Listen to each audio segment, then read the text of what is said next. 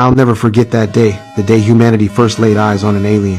Everyone was thrilled beyond measure because they'd not only given us their advanced technology for free, but they'd cured every disease known to man and turned Earth into paradise. In people's minds, the aliens called the Overlords had already achieved godlike status. But when we finally saw what the Overlords actually looked like, everyone froze. First came shock, then fear. The Overlord's body was covered in blood-red scales. Horns jutted from its head, and wings sprouted from its back. It looked exactly like the demons from ancient legends. Even so, humanity chose to accept them and keep enjoying the benefits they brought. But it wasn't long before I noticed something was off. Ever since the Overlords arrived on Earth, human technology had completely stalled. There hadn't been a single new invention or discovery. I immediately reported my findings to government officials, but they brushed me off. They said that now that we had alien technology, we didn't need to do any research ourselves. Then they told me the aliens wanted us to help them capture one of every animal species on Earth. I asked why, but the officials didn't know either. This only deepened my suspicions.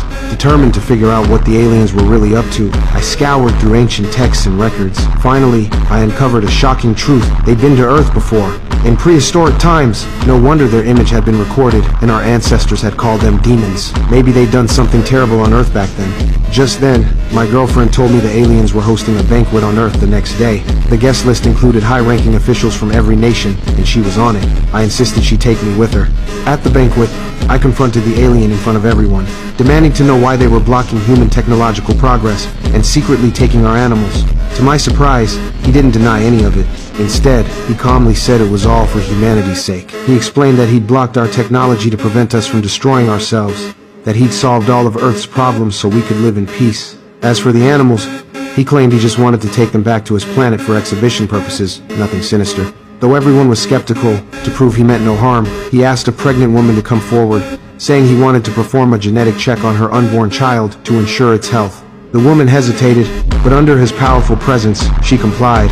A beam of white light shot straight into the night sky. Everyone was stunned and began to believe he truly had humanity's best interests at heart. But I noticed something. There were strange symbols in that beam of light. I memorized them immediately. When I got home, I discovered those symbols actually represented coordinates to the alien's home planet.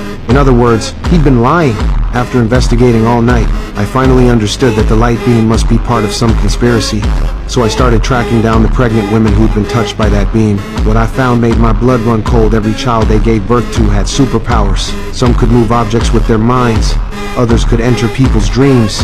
Even more disturbing, these children would regularly gather together and make strange gestures toward the sky, as if performing some kind of ritual.